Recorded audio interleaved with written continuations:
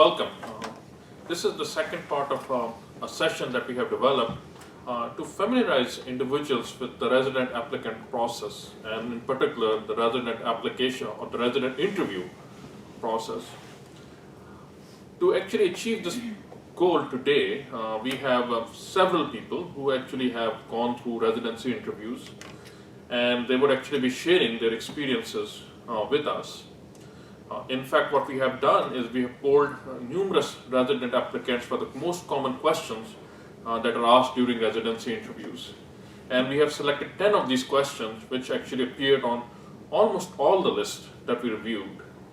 And we would actually be having a discussion around the 10 most common questions asked during the residency interview and have an opportunity for all these applicants to share their experiences. I'm going to go around the table and introduce all of the participants for today. So we have Rauf, Arbab, Ahmed, Fawad, and Ayman. So we're going to get started. The format would be that we would actually go over each question, and essentially we would have 2 or 3 different participants share their experiences, how that question was asked and how that question was answered, and perhaps actually come to some consensus that what would be the best way to actually approach that particular question.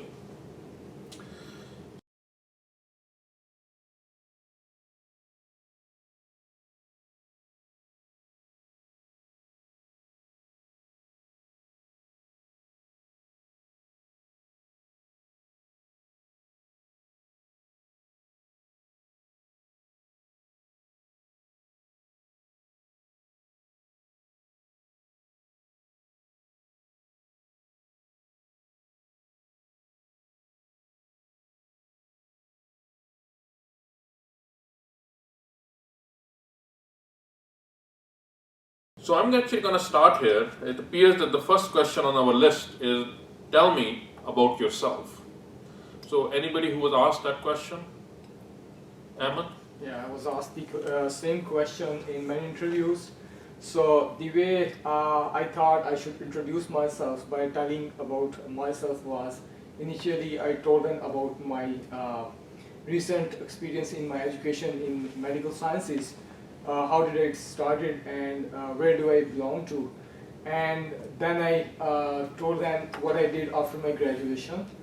And then I switched to my recent work, what I'm doing right now. And I also added my work in US healthcare system and how did I came here. And this was about my professional life. Then I wanted to introduce myself as a person. So I told them that what my qualities are and what do I like. So in this question, I wanted to introduce myself both professionally and both personally. So that was what my aim was. Any other? Actually, I divided this question into 4 portions. Part 1 was before my medical school, whatever I did, like how did I get admission into the medical school. And then part 2, the things which I did in my medical school, for example, academic and extracurricular activities. And then part 3, whatever I did after my medical school, my research experience, my work job, and everything. And then part 4, my hobbies, my like something salient features about my CV, that what qualities do I have, and why should they choose me? Bro.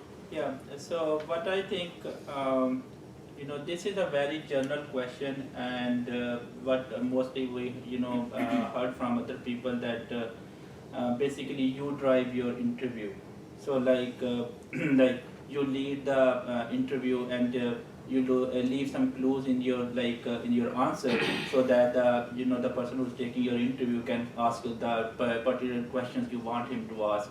So it's a very general question. I think it's not necessarily you really have to mention your great achievements. Like you can mention anything good about you. It could be your hobbies. You could your general achievements in the other fields of life. So yeah, I think it varies from person to person. As long as I think whatever you are telling them, you strongly believe, and you are trying to lead the interview, it would be very helpful. So this is actually a classic example of an open-ended question.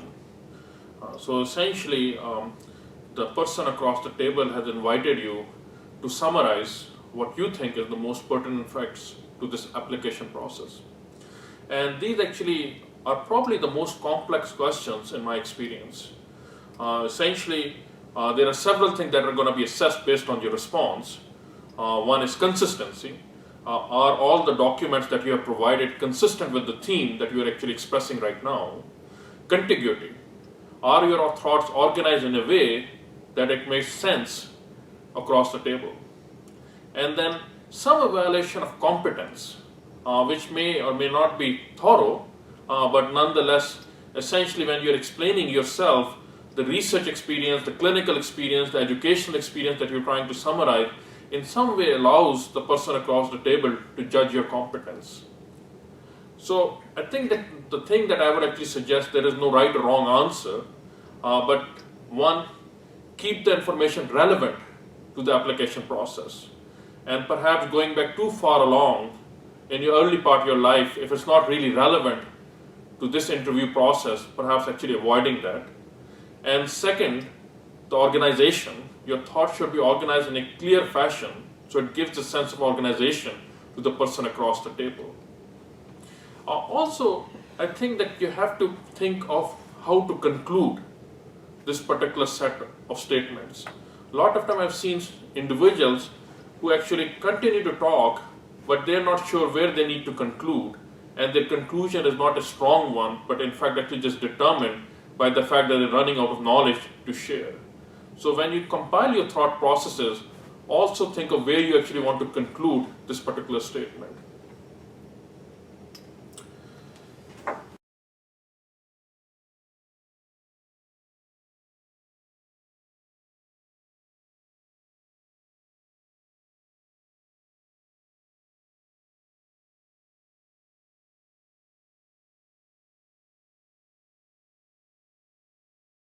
So we're actually going to move to the next question. The other question we have on our list is, why did you choose to come to the United States? And clearly this is a question that is going to be asked to people who are foreign medical graduates, who actually had an option to practice in their own countries, perhaps go to another country, and then of course coming to the United States. So essentially the question really is, what is the motivation and the rationale for you to make this particular choice? Anybody who has asked this question? Eamon? So when they ask you this question, so this is like an opportunity where you can come up with a very positive and optimistic approach. Since you are like a foreign graduate, so I think the best answer would be to reflect the positive things in your clinical background or from the country where you come in, and also the positive points that why you want to come to US. So you can like start with the example like this way, that you want to come to US because you like the health system here, and the health system is very well developed, and very the patient approach is very multidisciplinary, and here the way the medicine is practiced is very evidence based and very up to date, and and they might ask you like what's the difference between the practice here and in your country. So you can say that in our country, since I'm from Pakistan, so you can say that here in Pakistan we have a great emphasis on the clinical training and on the clinical assessment of the patient, and I think when we combine both of these qualities, we'll make a very good resident. So like this is one way you can answer this question. Anybody else, or Bob? I would pretty much do the same thing, sir. I would emphasize a lot of my clinical experience back in India, and how much exposure that we've had over there, because I know one thing for sure, that back there we have more hands-on experience, and we were allowed to do a lot more things that I'm not sure if the medical graduates over here are allowed to do as well.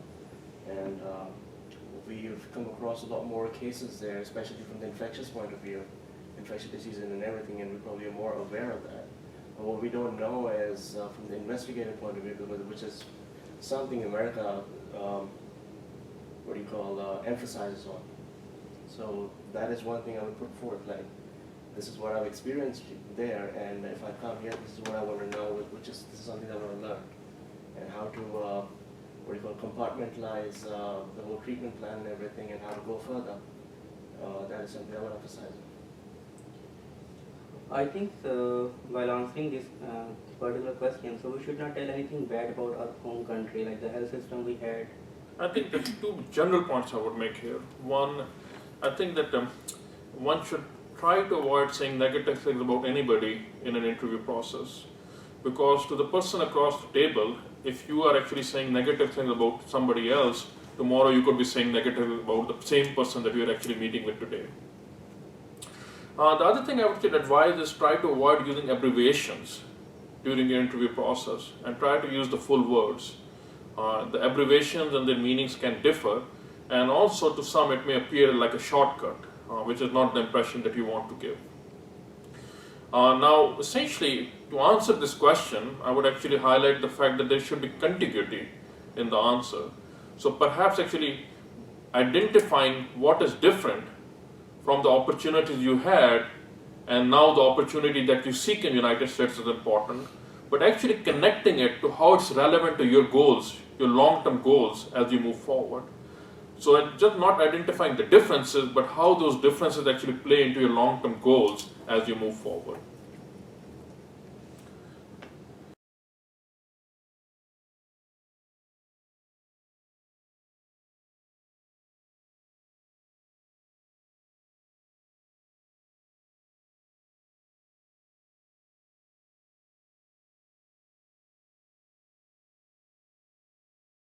So we'll actually move to the next question. One of the questions that was asked was, why are you interested in our program? And anybody who was asked this question? Ahmed? Yeah, I was asked this question in many interviews. So this is where your homework becomes very important, because the program really wants to know. Obviously, many of the candidates, they have interviews from different programs, and the program always want to choose the candidates who are more interested in the program, so that they can be best fit and they can work well in the coming few years. So if you are not interested in the program, you are not going to be a good resident there. So you always try to look for a program which matches your desires, what you really want to look into a program. So when I used to look for the program, I used to go through the website first, and I used to talk to my friends. Maybe they have interviewed there before, and I also used to know other seniors. I used to ask them. So why I was interested in the program? So there must be many things related to the opportunities that program particularly provides.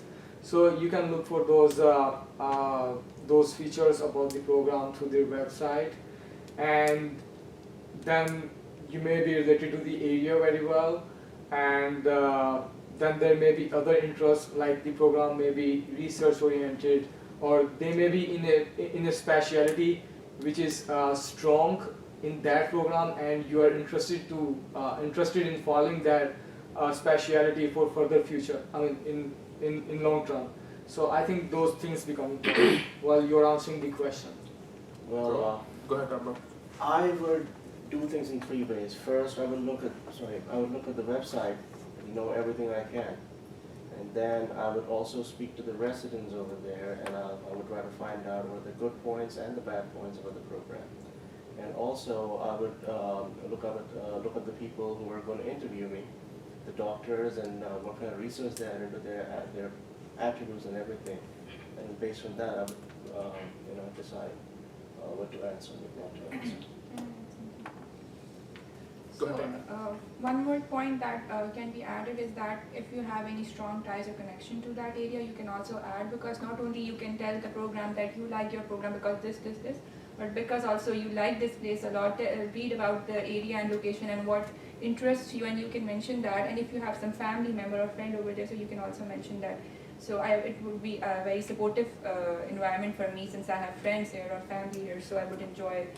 So that's one thing you can add. Yeah.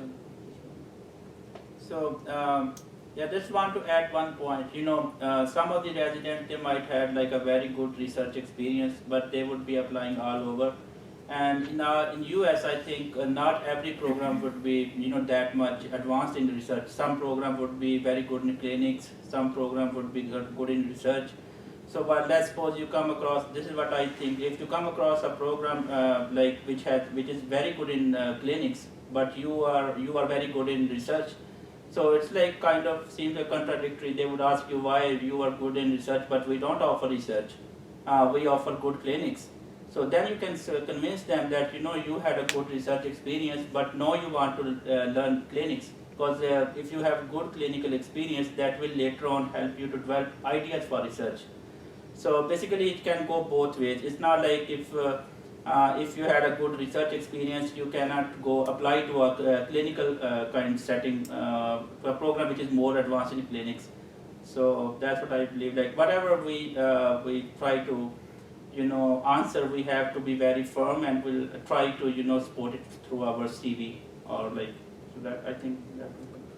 So I think this is an example where the concept of contiguity comes into place, and I think the best way to do that is to divide it into three parts. The first part is what is the source of information that you've used to come to know about the program.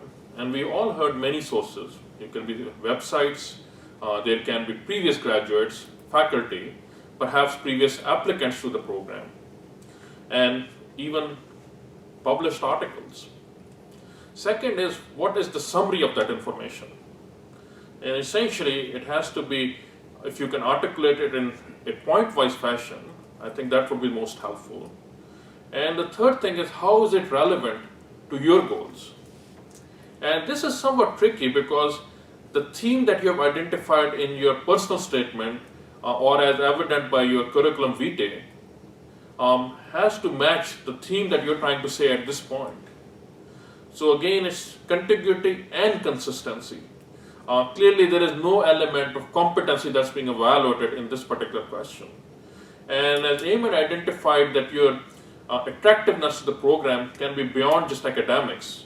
Perhaps actually having a supportive environment is as conducive for you to be successful in academics as any other element. So I think if this is actually a driving force, it clearly should be mentioned as such.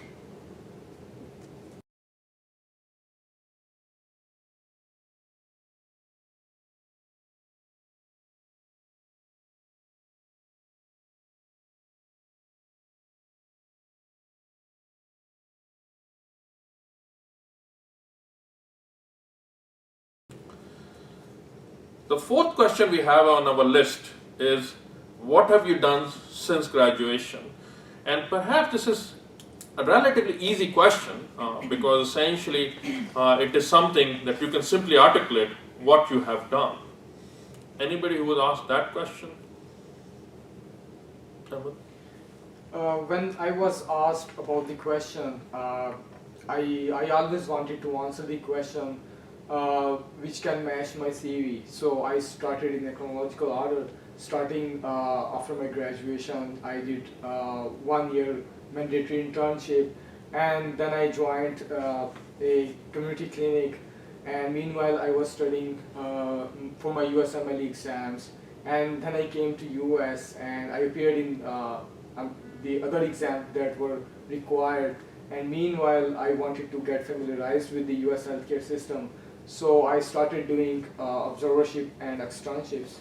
And then I concluded this question by answering that right now I'm doing research and I'm still involved in learning the process, about the US healthcare system. Well, I think we should not leave any kind of gap since the year of graduation to the time when you apply for the match. Even if you have some kind of financial issues, so you can do some kind of easier observership where you need to go once a week for a couple of hours. But you should not leave any kind of gap. You should not. I think that I would modify that by saying unexplained gaps. If there are gaps that are unavoidable, I think that most people would understand that life is full of circumstances, sometimes many beyond our control, and as long as you are clear and honest about that, I think that should be understandable. But essentially, what the whole time frame should reflect is your commitment to the best of your ability to get to your goals. And I think that, again, organize your answer, go in a chronological order, and come with a summary that all this time that you have used, the gap that is from your graduation to the point that you sit today, where has it brought you? What are the qualities that you think have evolved since that time? And one, how do those qualities or whatever educational gain that you have made makes you a better candidate for residency today and actually makes you better positioned to achieve your long-term goals?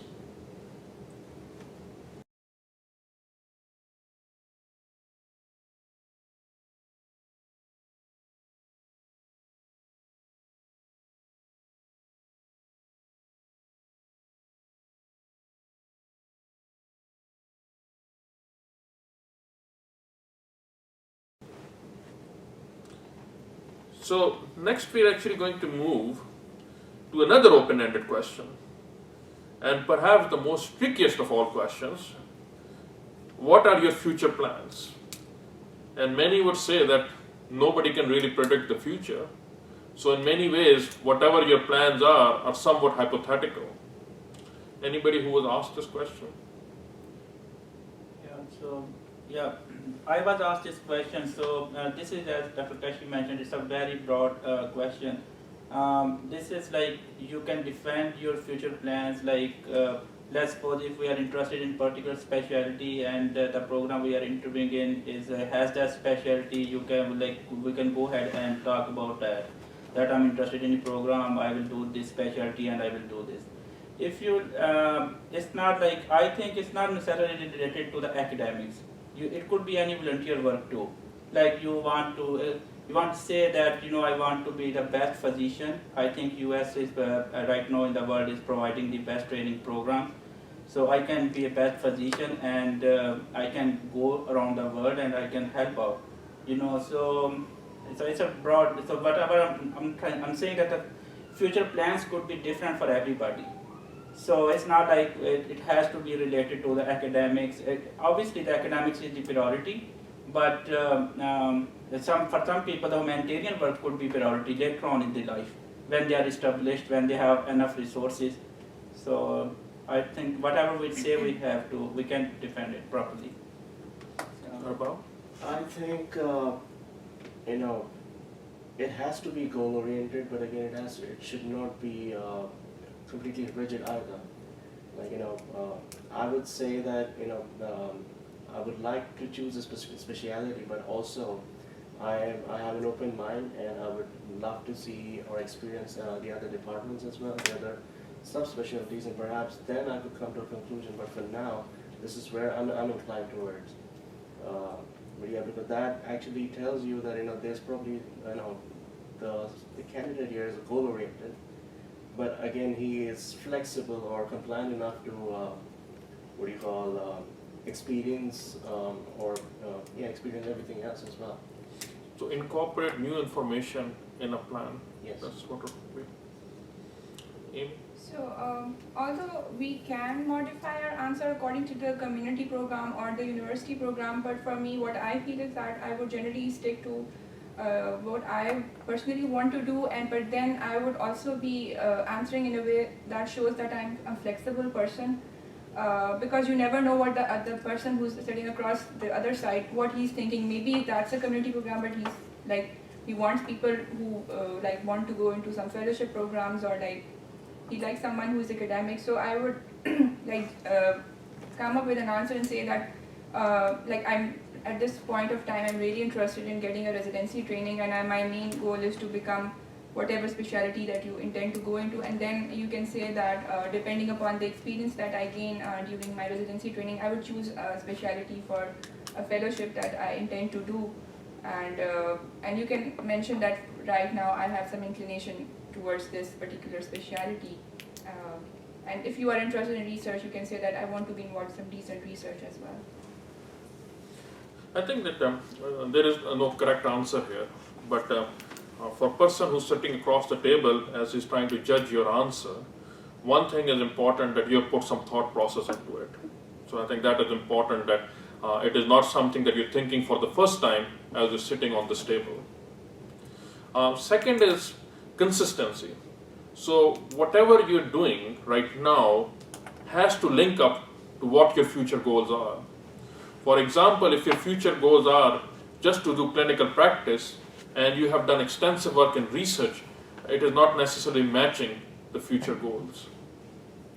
I think one thing I would encourage and share a personal experience, that many years ago I was asked this question, and what I answered was, and this is actually in the early 90s, that why would I actually choose neurology?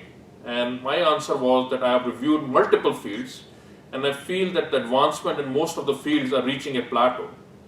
And the only field I see is going to be a major advancement and a change from a diagnostic perspective into a therapeutic perspective is going to be neurology. So I want to be in a position where I can actually be part of this change, this dynamism, and perhaps a field that will make the biggest impact on disease as we move forward.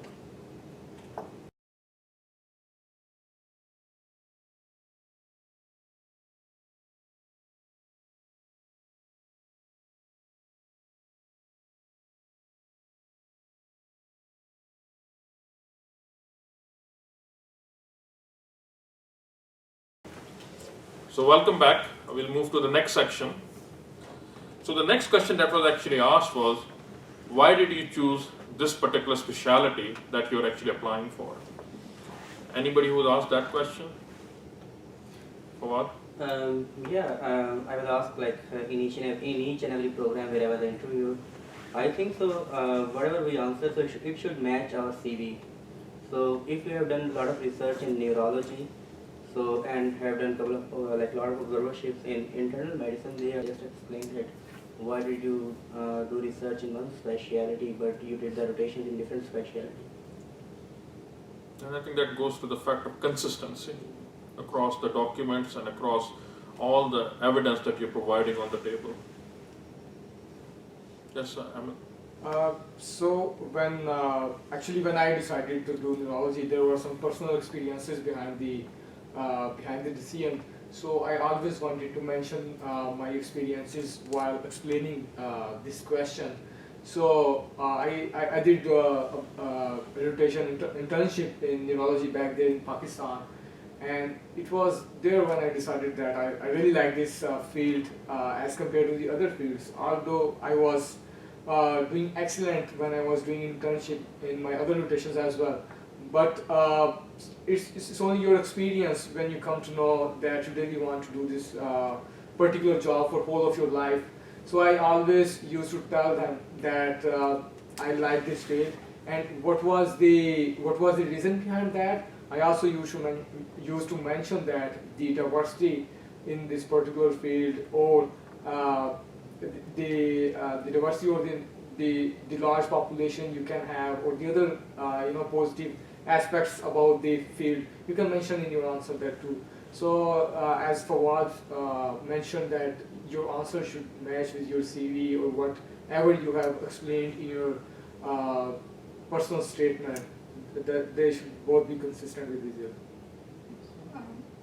So I would like to add something else, something more, that you can also say that your interest for this particular field is not like just because of one reason, but rather it has been gradual, and like there have been several factors or events that made you more inclined to the specialty. So you can even relate some personal event in your life that has been an inciting factor, and you can say that this was the rotation that you liked the most in your medical school. And you can also say that if you have someone like a person who's like a big source of inspiration for you, you can mention that, and you can say that like, I made this decision, I'm quite satisfied with it, and I feel that I'm on the right track, and this is what I want to do.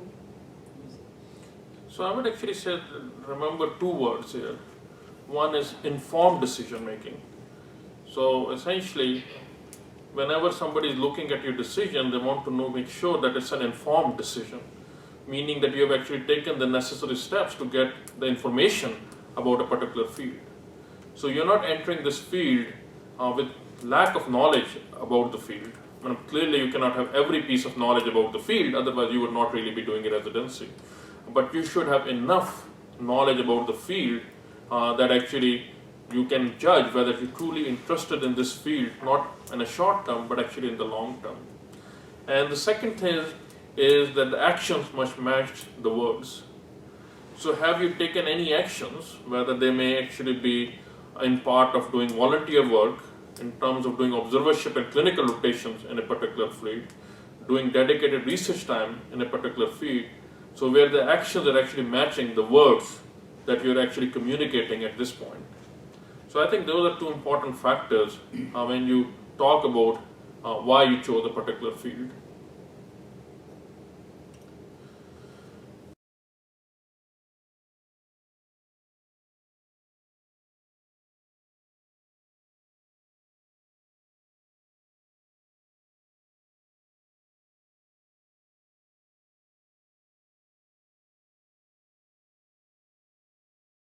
So the next one we actually move to the question that says, tell me about your strengths and weaknesses.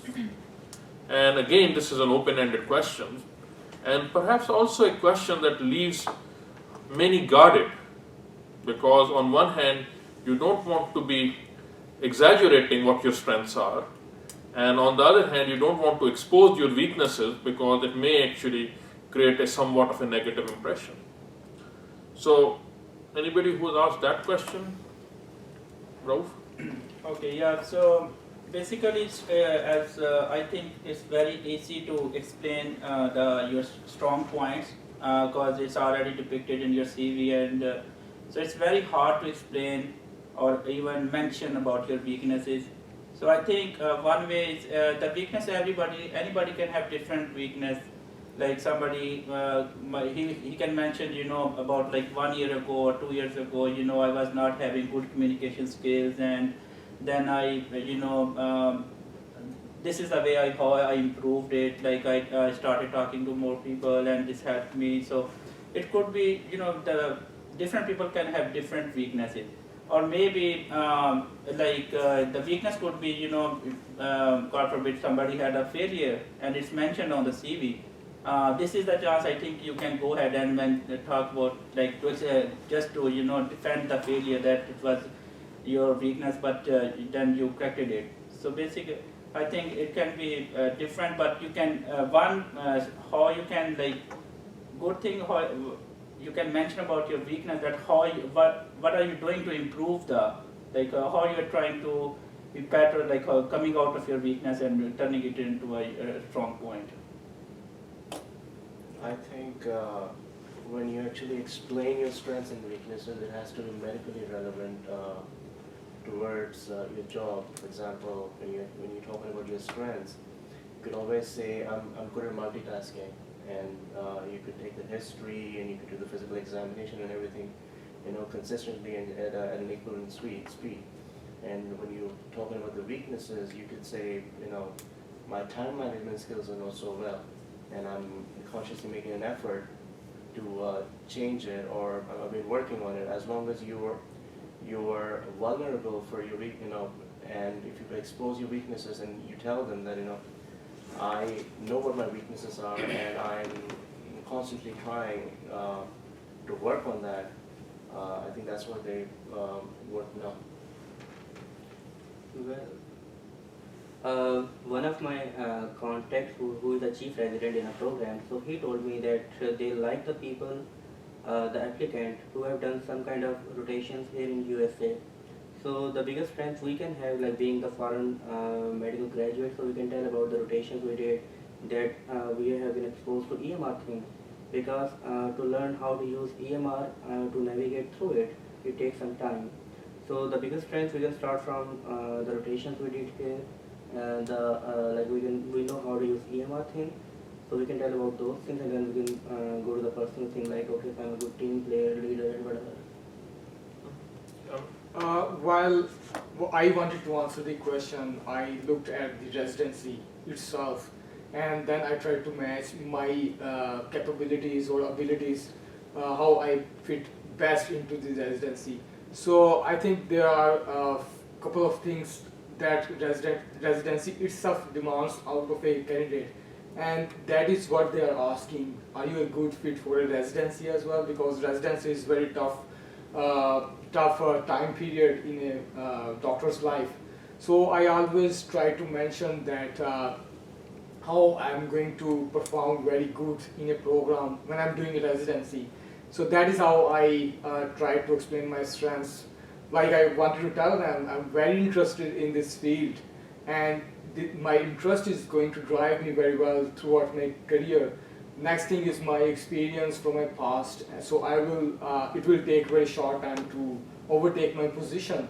Obviously, I'll be needing guidance as well. The third thing I wanted to mention that I'm a very good team player, because I know when I was doing my rotations that in residency you have to be part of a very good team, so that the burden, the patient load we have, we can efficiently manage the patient load.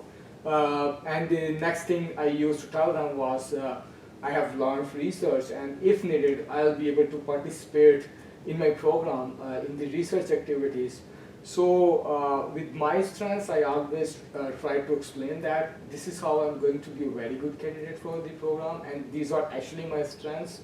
And this is how I achieved my previous goals as well.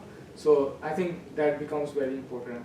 And as far as the weaknesses are concerned, I think we always have some weakness, and we should admit that. And I told them that I had this weakness, and this is how I corrected, and I'm still in the process of improving that weakness. So I think that's very important. Why they're asking about your weakness? They just want to see your response. I think that's very important. If you are able to admit about something, or if you are trying to cover up. So I think that becomes important. And also, what I think is perhaps what they're trying to determine is, are we a good team player? Because residency is something where, not just residency, but the field itself is something where you spend a lot of time with your colleagues and everything. So the main important thing is, are you fit enough or to get along with everyone? How your communication skills are how compliant you are, and how tolerant you are to everything. So that is something that perhaps they might try to determine and see if you're if you're fit enough to gel with them and move forward. I think one way to answer is that you could say that I think that I may be vulnerable to certain weaknesses, although I haven't been a resident, so I do not know whether there will be true weaknesses or not, and to what magnitude. But some of the things I think I could be vulnerable to is, one, there can be somewhat of a relative lack of familiarity with how the healthcare system operates in the United States as compared to the country that I actually came from.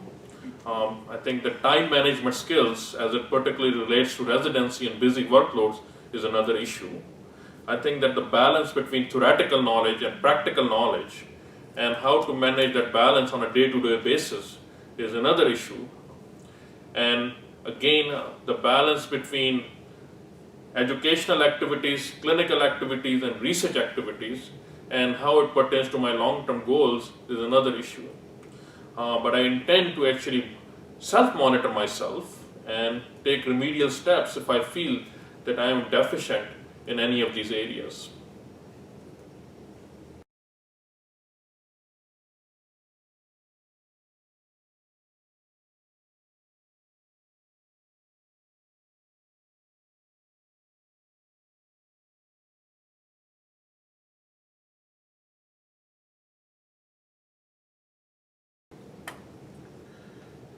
So the next question we have is, describe a research project. And obviously this will be a question for somebody who actually has done research or had documented the fact on the curriculum vitae or in the letters of recommendation or perhaps in the personal statement. So anybody who will ask that question? Yeah, so go ahead. Okay, so if you have mentioned some research project in your CV, so definitely they might ask you this question. So you should be well prepared to answer this question. You should one night before read what you have done properly and be prepared to answer any kind of question. So they might ask you, so this is like this project, tell me about it. So you have to just give in a brief manner what was the main background that you performed this study, and then what was the method, and then which data that you used, and like what were the results, and what was the conclusion that you came up with this study. And they might ask you some further questions related to that study, so you should be like prepared to answer this question fully. Yeah, I just want to add Eamon's point. Basically, when they, this is what I think, that when they ask you about any research project, basically it's not like we need to get the impression that, oh, I need to give them the impression I own this project and I came up with the idea and I actually. So basically, we can be very clear and that this is my mentor's idea, and he actually attracted me, and he told me we can get this data set and you can do the analysis, and I came up with the numbers, and when the values I came up with the significant values, then he wrote the the abstract, and I was helping with the project. So basically you can basically it's not like in any research project we need to claim that I did it alone. You can say like I was a part of the team, and this is how I did, and this is this is what we came out, and basically we need to have a full comprehension of the project and how it was conducted. So basically we need to explain the whole process. That would be. So I would like second Dr. Roof that this is like an opportunity where you can show that you are a team player, and Yes. always use the word that me, my team, like Yes. my team or we did this, so that because obviously it's not one person's job and you have to acknowledge everyone. And even I think so we should not lie about the research projects. I know a couple of people, they just mentioned the research project in their CV, and when they were asked about the specific project, they did not know like how to do analysis and everything. So when you put something in your CV, so you need to know about that thing. If you have not done anything, so do not put that thing on your CV, because the people who are interviewing, so they know about the research, they know it very well. So they can trap you at some point. Yes. So you do not need to lie about anything on your CV. Yeah, I think I would highlight the fact that if you have not done research, it may be somewhat of a disadvantage, but not a big disadvantage. But if you have claimed something that you are unable to prove, that is a huge disadvantage, and I think that may be almost a fatal flaw in this whole process.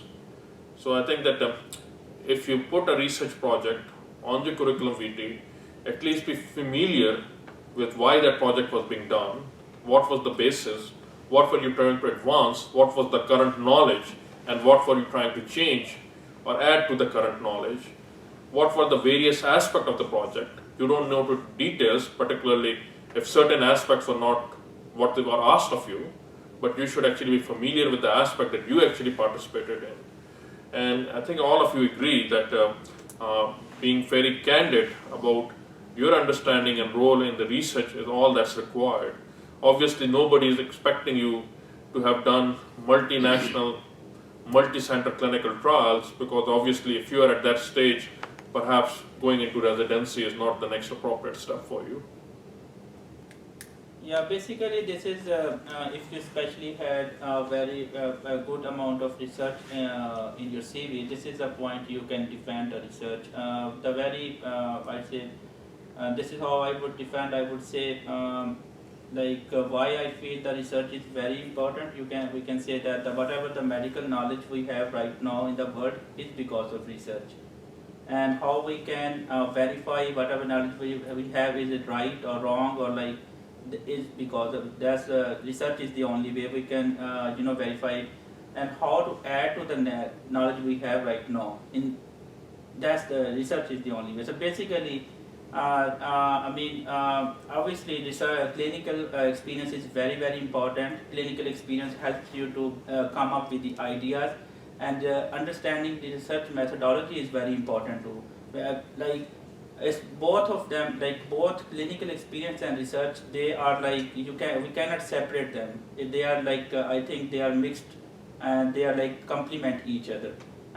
Clinical experience helps you to have good ideas, and research is actually helps you to test those ideas. Are those ideas right, wrong? So basically, Yeah, this is what you can say. We can say that residency will give me to have enough clinical exposure, and research will help me to verify my ideas. I think research makes you more aware and more knowledgeable. For example, while it actually makes you more knowledgeable, I must say, because you might probably come across a lot more diseases or syndromes or anything that you might not even have heard of.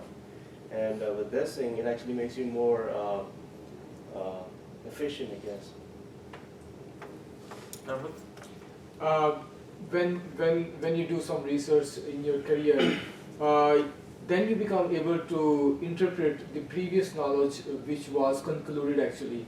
So the guidelines you have today there might be some trial which was behind those guidelines, and if you really want to comprehend how did they concluded the recent guidelines, then you should be able to comprehend the research methodology and how did they conducted the trial, and what else could have been done to improve those recommendations, because now you are practicing those recommendations as well.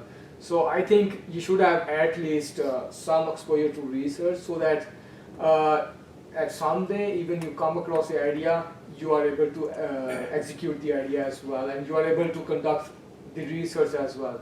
So this is how the medical knowledge has expanded and improved since times.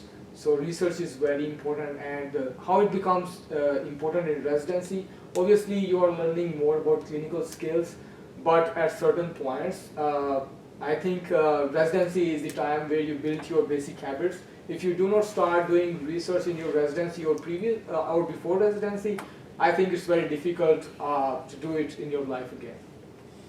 So I would actually highlight 3 points here.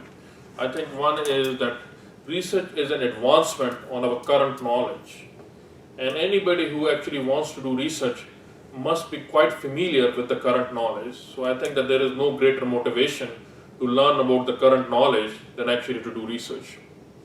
I think the second thing is the world is moving towards a paradigm of evidence-based medicine.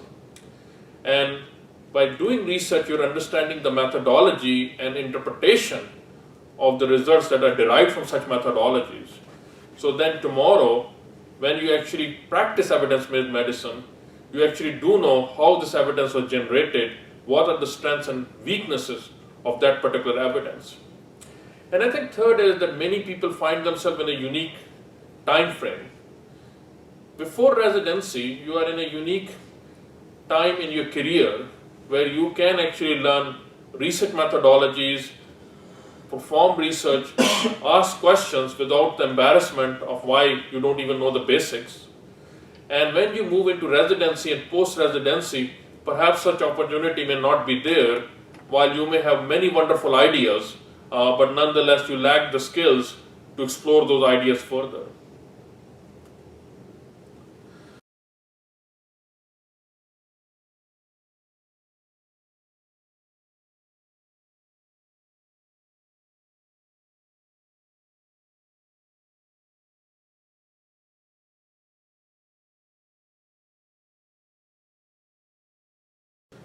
So the last question we have on our list is that people were asked, do you have actually any questions?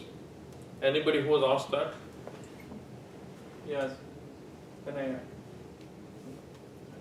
So this is again a very open-ended question. That's what I believe.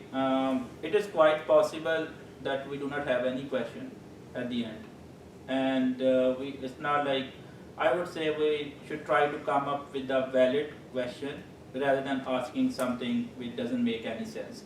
So basically, it could be like at the end you have you got all the answers for whatever the academic questions you had in your mind. They might have given you the answers in the morning rounds or like a lecture before the interviews. So it's possible that you might have some like general questions about the community or about the how the schools are here, how like the weather is here. You can ask all those questions. So I would say we have to act according to the situation. like if some valid question is coming to the mind, go ahead, do it. Otherwise, being quiet could be same. I think would be okay. So, if the program gave you a presentation in the morning, maybe there was something that they mentioned you want to talk about, so you can write down and then ask during the person you are interviewing with, like, okay, I want to know more about this, or this thing interests me, and you can also like begin with like thanking, appreciating them for the giving such a good presentation. That was a very good presentation, and that answered most of my questions that I had, and like you can proceed like that. Also ask about the ease of working at the hospital and how well people get along with each other over there, because at the end of the day, even I have to decide if I know why should I choose this residency, compared to the other ones, and I would definitely ask them about that. And again, I would definitely ask them about the research and how would they allow me to go and participate at different conferences from national and international levels, or would I be funded for that, or various questions like that. And I would like to add one more thing, like be specific what you're asking, because there are some questions that can be asked from the person you are interviewing with, and some questions can be asked from the residents. So you should be clear what you should ask from the person you are interviewing, and like you can ask about the different elective times, what elective opportunities you have, whether they are in the campus or there are some off-campus electives, different didactics, what are different scholarly activities in the program, where do the residents go after graduation if they're not mentioned, and is it like a program where people mostly go for fellowships or like mostly go into general practice? So these are the questions that you can ask as well. I think there are two perspectives. One is that obviously you are going to rank the program ultimately, and you should, before you leave the program, you should know that this is the best program for you. So if you have any questions which can help you in ranking the program, or you think that I'm still not aware about the program, you can ask the program and they will really admire it. So I think the basic thing about asking the question is that you are not only asking, but you are also conveying the message that I'm liking your program because of these things, but additionally I'm concerned about this part of the program as well. So how I used to ask the questions, I really used to ask the questions which I was concerned about. Like I always ask them that how much supervision, where does the balance stand between supervision and the autonomy, because ultimately I want to be independent when I'm leaving the program, so they know that this guy has this concern, and that's a very important concern as well. At the same time, I also used to ask that how approachable is the faculty, because I think it's very important in residency that the faculty is approachable. You're almost always going to have concerns, not daily, or even if not daily, then almost every other day. So the faculty should be approachable. I think these kind of questions, they are very important as far as your thinking process about the ranking is concerned. At the same time, the faculty, they also appreciate that the candidate is much interested and he is evaluating our program actually, and he's going to consider it very well. So another thing is that do your homework before you ask questions. As Eamon mentioned, that whom you are going to ask, you can repeat questions, you can ask same question from different faculty as well. So, but beware, do not ask questions which does not mean anything, and they are not going to make an impact on your rank list or on the program as well. So the question should be very valid, and it should mean something in the end. Don't ask a question that makes the program feel belittled. Don't belittle the program. Yeah, I would like to add to the Eamon points that I actually experienced that one candidate asked a question, and the residents, they were kind of hesitant to answer that question. So maybe the question may be valid, but they are in a situation that they are not going to like the question somehow, and we don't want that situation as well. Another thing I would like to add is that do not expect that they are going to ask questions only at the end of the interview. You may enter the room and they may gonna ask that, do you have any question? And there you are blank them. So be prepared for that situation as well. And I think it happened with me and with my colleagues as well many times, and we were surprised. I think that, go ahead, Fawad.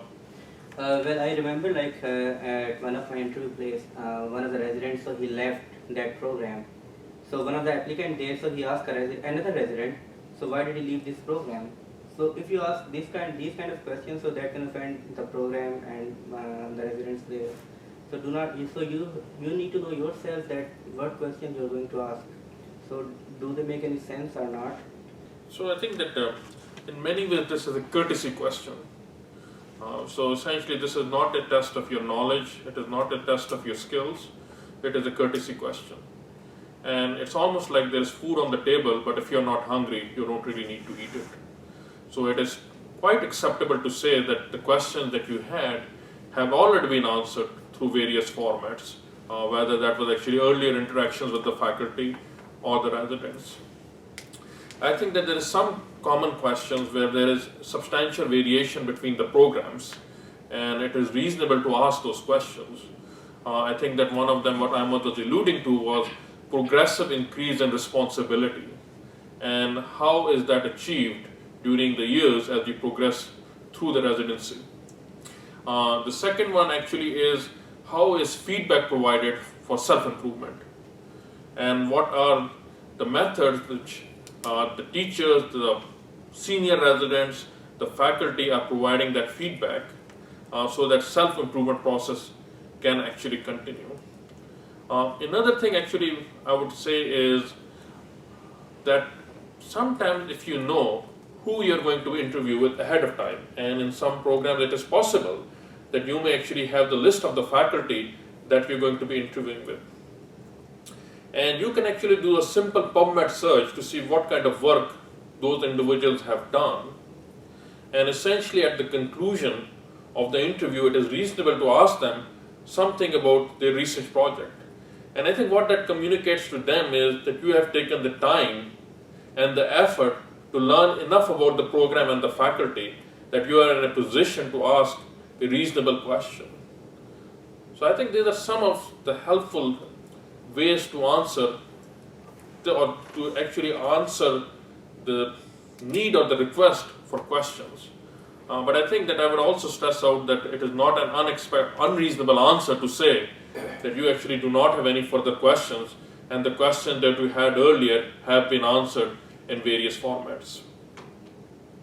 I think that actually brings us to the conclusion of this particular section.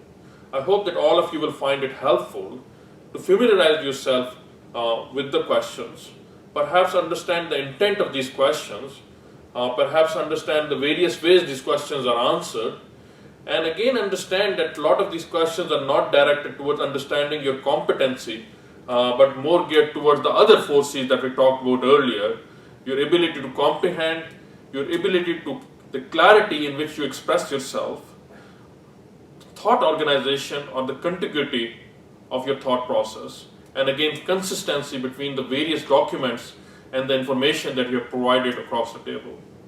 Thank you very much.